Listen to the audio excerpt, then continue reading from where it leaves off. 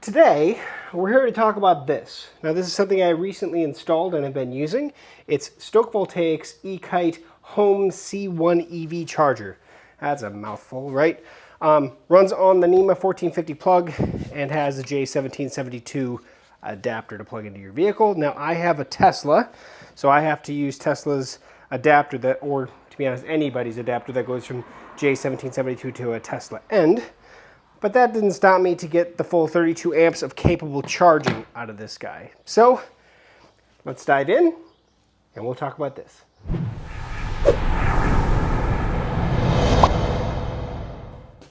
Hey guys, and welcome back to techgooch. So I wanted to get the video to show you the entire setup here. So this is Stoke Voltaics C1 home charger.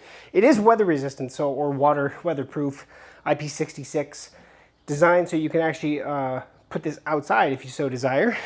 The really cool thing is, even if you install it outside, very secure because it actually uses RFID to actually enable charging. That's what this little guy right here is. So right now, if I was to plug this into my vehicle without tapping an RFID to it, I can't get any charge out of it until I authorize it.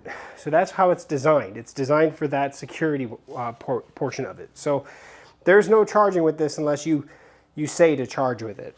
Now, I have a Nema 1450 plug. I'm gonna unplug it again, actually. Just has the standard normal Nema 1450 standard plug. When you plug it in, boots up. This light will eventually go off. So actually at the beginning of the video you saw it was off. That's because it was on for a while. So after 5 minutes this light will turn off. But this is mounted on the wall.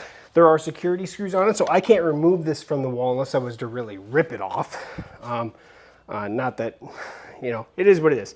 It has a couple screws back there to keep it secured to its mount. And this is like 3.25 feet. This is how long the Nema 1450 cable is. So you have to be within a few feet of the actual plug. This guy, however, nice and long. So J1772 adapter here. It's got like 20 some feet of cable. So plenty of distance, whether you're in your garage or outside. And then the small little mount to hold on to it just to keep the plug now clean.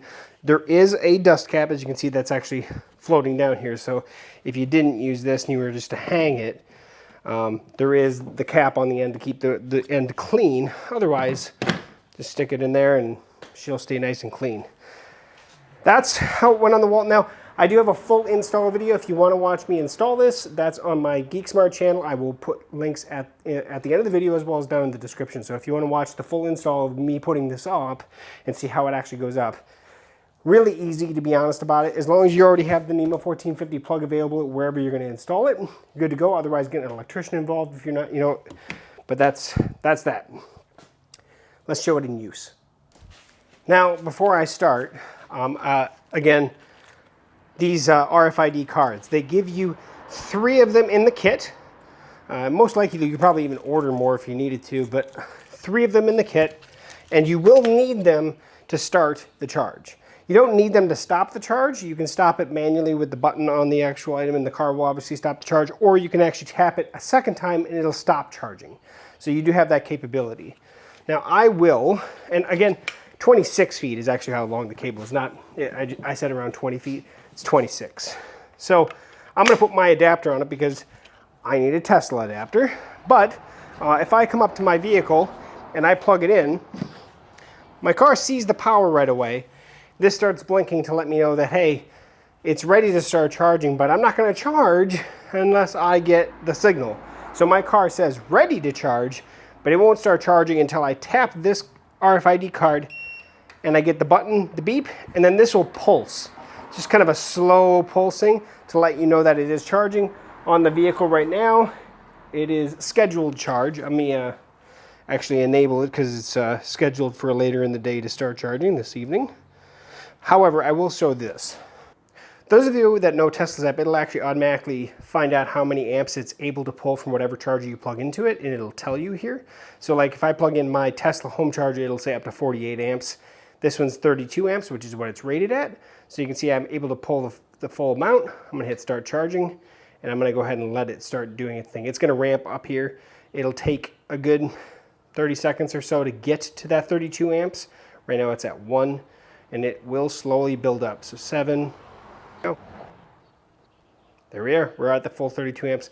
And I can show you this in the car as well. But yeah, so that's what it's doing, and it'll take however long it takes. So I'm going to point out real quick, you can see this is pulsating now because it is charging. It is slowly pulsing on and then off. Now, to stop charging, just like normal, I can push this button here and it'll stop charging. So if I push and hold the button, my car, boom, disconnects, and I can pull out the adapter, and that's that. Now, the other way to stop charging, I'm going to go ahead and start charging again first. Ready to charge. All right. Now it's scheduled to charge again. Let me start charging quick. All right, she's charging again. The other way to stop charging is with the RFID card. So if I wanted to leave it plugged in, but I just didn't want it to charge, I can tap it again. It's going to stop charging, and I can pull this out, but you don't have to. It's not charging, and it won't charge until you reauthorize it. So that, let me just get this wound back on here, and of course now I have it twisted. There we go. That is the Stoke Voltaics EV charger. Now here's the key. Retail is like $4.99, but that's not what you're going to buy it at.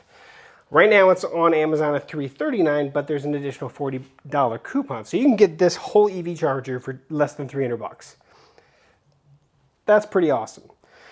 It works exactly like it's advertised. It does the full 32 amps. Plugs it, I mean, to be honest, the installation was not difficult at all. There's no wiring.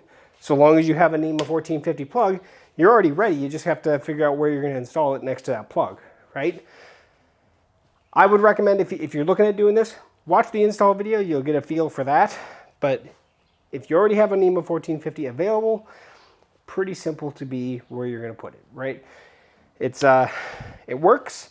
It's weather resistant, so you can put it outside. You can mount it out and not worry about people stealing power without having to flip the breaker or anything, because in order to use it, you got to use this card. And that is where my review comes into place. I wish there was a way to turn this feature off. I understand why they have this feature. It makes so much sense. If I was installing this outside, absolutely. So you're going to want to put this in your car or in your wallet so that you have it with you at all times. Or in my case, I'd probably just leave one right here next to the charger, because I'm in a secure area in my garage. Nobody's going to be able to charge in here because the garage door is always shut when we're not here. So, or my car is parked here, so you can't even just pull in to use it. So that's the only downside I see to it. I reached out to them. There is no way to disable it. I understand why. I really do. And most people, it's going to work great. And if you're looking to mount something outside, this is kind of a perfect solution. It's a great solution. You know, if I was to actually mount this, now I do vehicle reviews and I do EV vehicle reviews. I would love to actually mount it on the side of my building. If I can get a power out there, hey, I would consider doing that just because of this. But that's that. So that's the Stoke Voltaics EV charger. If you have any questions, comments, concerns, comment below. Share the video, like, comment, subscribe if you can for me. Let me know what you think. I think it's great for the money. For less than 300 bucks, that's an awesome charger for your EV. Thanks for watching to the end, guys. We'll catch you back here for another future video review.